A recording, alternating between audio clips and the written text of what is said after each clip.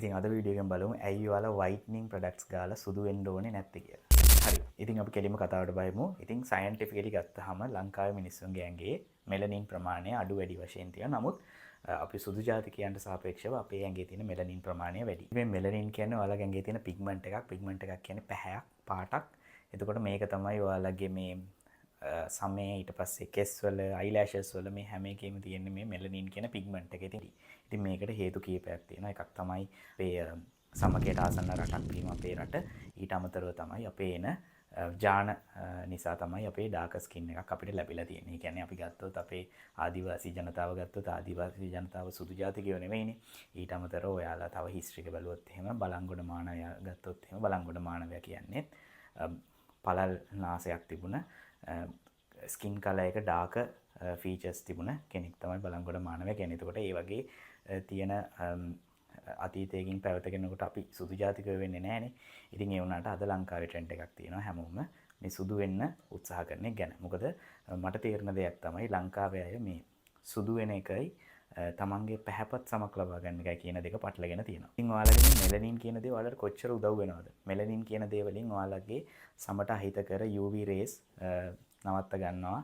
ඒ නිසා තමයි ඔයාලට ලේසියෙන් සන්බර්න් කියන දේ ඇති වෙන්නේ නැත්තේ. ස්කින් කැන්සර්ස් කියන දේ ලංකාවේ අඩු. ඒ නිසා තමයි ඒ වුණාට ඔයාලා අපි හිතමු යුරෝපා රටකට කියලා බලුවොත් එයාලට සන්බර්න්ස් වැඩි සහ එයාලගේ ස්කින් කැන්සර්ස් වැඩි. ඉතින් ඒ වුණාට අපේ හැමත නැචරලි දීලා තියෙන මේ මෙලනින් එක අපි වගේ මේ සමකයේ ආසන්න රටක අපි ජීවත් වෙනකොට අපිට ඒක ගොඩාක් උදව් වෙනවා. එතකොට අපි මේ අපිට ස්වාභාවිකව ලැබිලා තියෙන ප්‍රොටෙක්ෂන් එකක් තමයි මේ whitening products use කරලා නැති කරගන්න හදන්නේ. ඉතින් අද වෙනකොට මේක මේ තත්ත්වයකට මේ මෙච්චර දරුණු තත්ත්වයකට පත් වෙන්න හේතු කීපයක් තියෙනවා. මේකට මුල්ම හේතුව විදිහට මම නම් දකින්නේ අපේ රට කොලනයිස් වෙන කාලේ කියන්නේ පෘතුගීසි, ඉංග්‍රීසි සහ ලන්දේසි කියන මෙන්න මේ පිරිස් ඇවිල්ලා ලංකාව අල්ලගත්තාම ඒගොල්ලෝ සුදු ජාතිකයෝ. එතකොට එතනදී අර නිකන් ඒගොල්ලන්ගේ තිබුණ පවර් එක ඒ සුදු ජාතිකයෝ වීම නිසා තිබුණ පවර් එක සහ මේගොල්ලෝ ගාව වැඩ කරන්න ගත්තෙත් අර හොඳට ඉංග්‍රීසි දන්න ටිකක් පැහැයින් මේ ලයිටර් ස්කින් එකට තියෙන අයව. ඉතින් ඒකත් එක්ක එතනින් තමයි මේ පළවෙනි ඉන්ෆ්ලුවන්ස් එක ඇවිල්ලා තියෙන්නේ. ඊට පස්සේ ගත්තාම TV ඇඩ් එකක් ගත්තත්, මියුසික් වීඩියෝ එකක් ගත්තත්, ඊට පස්සේ මූවි එකක් ගත්තත් ලංකාවේ තියෙන ඊට අමතරව ඔයාලා පාරේ යද්දි දකින බිල් බෝඩ් එකක් ගත්තත් මේ හැම එකෙම ඉන්නේ සුදු පැහැයට සුදු පෙන්නගෙන ඉන්න පිරිස් තමයි මේගොල්ලෝ ගන්නෙ. ඉතින් මේකත් එක්ක මේව බලන අය හිතනවා අනේ මටත් මෙහෙම වෙන්න දුනා නම් මේක තමයි එහෙනම් රියල් ඩීල් එක කියලා. ඒගොල්ලොත් මේක පස්සේ දුවන්න ගන්නවා. ඊළඟට තමයි ඔයාලා දැකලා ඇති ඕන තරම් ෆෙයානස් ඇඩ්ස්. අර කළු එක්කෙනෙක් එනවා ඊට පස්සේ ආව රිජෙක්ට් වෙනවා. ඊට පස්සේ අර ක්‍රීම් එක ගන්නවා සුදු වෙනවා සොසයිටි එකෙන් ඇක්සෙප්ට් කරනවා. ඉතින් ඒව මේ වගේ මහා ප්‍රොපගැන්ඩා වගේ වීඩියෝස් ඕන තරම් සර්කියුලේට් වුණා. ඊට අමතරව ජොබ් එකකට ගියාම එතන ගොඩක් වෙලාවට ඉන්ටර්වියු බෝඩ් එකේ ඉන්න අය බයස් වෙනවා ටිකක් මේ පැහැයට සහ අපි තුමු කර්ලි හෙයා තිබුණොත් නිකන් ඒකට කැමති නැහැ. අර පැහැයෙන්ටත් බයස් වෙලා මේක වෙනවා. මේක ඇත්තටම කලරිසම් කියන தත්ත්වය තමයි ඉතින් මේ තියෙන්නේ. ඉතින් ඒ தත්ත්වය අපි අනිවාර්යයෙන්ම මග හරවා ගන්න ඕනි. මගේ කන්ෆිඩන්ස් එක නැති වුණාම තමන් හිතනවා නෑ කන්ෆිඩන්ස් එක හදාගන්න හොඳම දේ තමයි ලස්සන වෙන එක. එහෙම නැත්නම් ලස්සන වෙනවා කියන එකේ මීන් එක තමයි මෙයා ඒ කියන්නේ එහෙම හිතන අයගේ සුදු වෙන එක කියලා. ඉතින් අන්න ඒ නිසා තමන්ගේ පෞරුෂය වර්ධනය කරගන්න හිතාගෙන මේ සුදු පැහැය ගන්න හදන අයත් ඉන්නවා. නමුත් ඇත්තටම පෞරුෂ වර්ධනය තියෙන එතන නෙවෙයි අධ්‍යාපනය සහ මේ තමන් හැසිරෙන ආකාරය මත තමයි ඇත්තටම මේ පෞරුෂය කියන එක හැදෙන්නේ. ඉතින් ඒක මේ හදාගන්න අනිවාර්යයෙන්ම මේ සුදු වෙලා හරියන්නේ නැහැ. ඒකට වෙන විදි ඕන තරම් මේ ලෝකේ දැනටත් තියෙනවා. ඉතින් ඊළඟ එක තමයි මේ ෆිල්ටර්ස්. ඉතින් මේ ෆිල්ටර්ස් වලින් ගොඩාක් අය ෆිල්ටර්ස් සහ මේ ෆොටෝෂොප් අනම්මනම් වලින් ගොඩාක් සුදු වෙලා ඉතින් අපි TikTok එකට ගියත් දකින අය සුදු පාටට අර ෆිල්ටර්ස් දාලා එහෙමනේ ඉන්නේ. එතකොට මේක බලන විව හිතනවා ෂා මාර ලස්සනයි මෙයා මාර සුදුයි. මටත් මෙහෙම වෙන්න ඕනේ. එහෙම කියලා හිතුවට ඇත්තටම රියැලිටි එක එහෙම නෙවෙයි. රියැලිටි එකේදී මේ අයගේ ඉම්පර්ෆෙක්ෂන්ස් තියෙනවා මොහොනේ ලප කැලල් තියෙන ඒවා සාමාන්‍ය දේවල්. ඒවා සාමාන්‍ය මිනිසෙක් වුණාම මිනිසෙගේ බයොලොජිකලි වෙන දේවල්. ඒවට අපි කවදාවත් වොරි වෙලා වැඩක් නැහැ. ඒවා අපිට බයොලොජිකලි වෙන දේවල්. තමන්ගේ ලප කැලල් තියෙනවා නම් සහ නැත්නම් මොනවා හරි මේ පිම්පල්ස් තියෙනවා නම් ඒ වගේ දේවල් වලට ප්‍රතිකර්ම කරන එක වෙන දෙයක් සහ මේ සුදු වෙන්න බ්ලීච් කරගන්න එක වෙන දෙයක්. මේ අත්දැකීම නම් ඇති ටිකක් බබෙක් හම්බුණත් ඉතින් අහනවනේ සුදුද කළුද කියලා. ඉතින් ඒ වගේ තත්ත්වයක් තමයි ලංකාවේ තියෙන. ඉතින් එහෙම එකේ ඒ ඉපදීමේදීම ඒ ඩිස්ක්‍රිමිනේෂන් එක පටන් ගන්න තියෙන ලංකාවේ. ඉතින් ඒකත් එක්ක තමයි මේ සුදු වීම කියන එක මේ කට්ටියට කරන්න ඕන වෙලා තියෙන්නේ. ඉතින් තව කියනවා කැරට් කෑවම සුදු වෙනවා කියලා අම්මලා කැරට් කවනවා ඊට පස්සේ කොළ කන්න සුදු වෙනවා වගේ අර පවුලෙන්ම පටන් ගන්නවා මේ සුදු වෙන්න කියන මයින්ඩ්සෙට් එක. දැන් අපි අලුත් ජෙනරේෂන් එකේ ඒක වෙනස් කරමු. එහෙම මේ සුදු වෙන්න කියලා මේ කැරට් කන්නවත් කොටු කොළ කන්නවත් එපා. මේ ඒ නිසා මේ ඒ වගේ දේවල් වලින් සුදු වෙන්නෙත් නැහැ. මේ සුදු වෙන්නේ නැහැ. තමන්ගේ මෙලනින් අඩු වෙන්නේ නැහැ ඒවා කෑවා කියලා. ඉතින් ඒ වගේ මේ පුහු දේවල් පස්සේ යන්න එපා. ඉතින් ඒ වගේ අර මේ සමාජයේ අපි ඉපදිච්ච දවසේ ඉඳලා අද වෙනකම්ම අපි අර ඒ වගේ මයින්ඩ්සෙට් එකක ඉඳලා ලංකාවේ. ඉතින් ඒ නිසා තමයි මේ කට්ටිය මේ බ්ලීචින් වගේ දේවල් වලට යොමු වෙලා තියෙන්නේ. ඉතින් ඒක ඉතින් එක අතකින් සාධාරණයි. නමුත් අපිට තියෙන්න ඕනි ඔලුවක් හිතන්න අපි මේ වගේ මේ සිද්ධි නිසා අපි අපේ ශරීරයට අහිතකර විදිහට අපි මේ වගේ දේවල් කරගන්න ඕනේද කියලා නුවණින් විමසා බලන්න. බලමු ඔයාලා මේ ඩේන්ජර් ගේම් එක ඔයාලා මේ ප්ලේ කරන මේ සුදු වෙන්න යූස් කරන දේවල් එක්ක. මේ ඔයාලා පාවිච්චි කරන වයිට්නින් ප්‍රොඩක්ට්ස් වල ගොඩක් වෙලාවට රසදිය අඩංගු වෙනවා. ඒවෙන් ඔයාලට කිඩ්නි ඩැමේජස් ඇති වෙනවා සහ ස්කින් එකේ ඩැමේජස් ඕන තරම් ඇති වෙන්න පුළුවන්. ඊට අමතරව තමයි දැන් ඔයාලා මේ විනාශ කරගන්න ඔයාලගේ තියෙන මෙලනින් ප්‍රමාණයනේ. එතකොට ඉතින් මෙලනින් ටික විනාශ කරගත්තාම ඔයාලට සන්බර්න්ස් ඇති වෙන්න තියෙන ප්‍රමාණය වැඩි, ස්කින් කැන්සර්ස් ඇති වෙන්න තියෙන ප්‍රමාණය වැඩි. මොකද අපි හැම වෙලාවෙම අවුවේ ඉන්නේ. අපි බොහොම මධ්‍යම පාන්තික මිනිස්සු තමයි ලංකාවේ වැඩිපුර ඉන්නේ. එතකොට අපි යන්නේ බස් එකේ, ඇවිදගෙන යන්නේ පාරේ. ඉතින් මේවත් එක්ක ඔයාලට තියෙන රිස්ක් එක වැඩි. ඔයාලා දැන් හැම ගොඩාක් තින් කරගන්නවා ඔයාලා ඔය ප්‍රොඩක්ට්ස් පාවිච්චි කරලා. එතකොට ඒවත් එක්ක ඔයාලට වෙන්න තියෙන හානිය ඉතාම වැඩි. ඊට අමතරව තමයි මේ වයිට්නින් කරගන්න යූස් කරන එන්නත් කරන. ඉතින් මේ එන්නත් කරන ගත්තාම තාම ලංකාවේ රෙගියුලේට් වෙලා නැහැ. රටේ ගොඩාක් ලෝකෙ ගත්තත් මේවා රෙගියුලේට් වෙලා තියෙන දේවල් නෙමෙයි මේ එන්නත් කරන. ඉතින් එතකොට මේවත් එක්ක ඔයාලට ඇති වෙන්න පුළුවන් අපි දන්නේ නැහැ මොනවද ඇති වෙන්න පුළුවන් මේ කම්ප්ලිකේෂන්ස් කියලා. ඉතින් හිතන්න ඔයා සාමාන්‍යයෙන් අපිට ડોක්ටර් කෙනෙක් ගිහිල්ලා කැස්සට උණකට බේතක් දෙනකොටත් අහන මොන හරි ඇලර්ජිස් තියනවාද කියලා.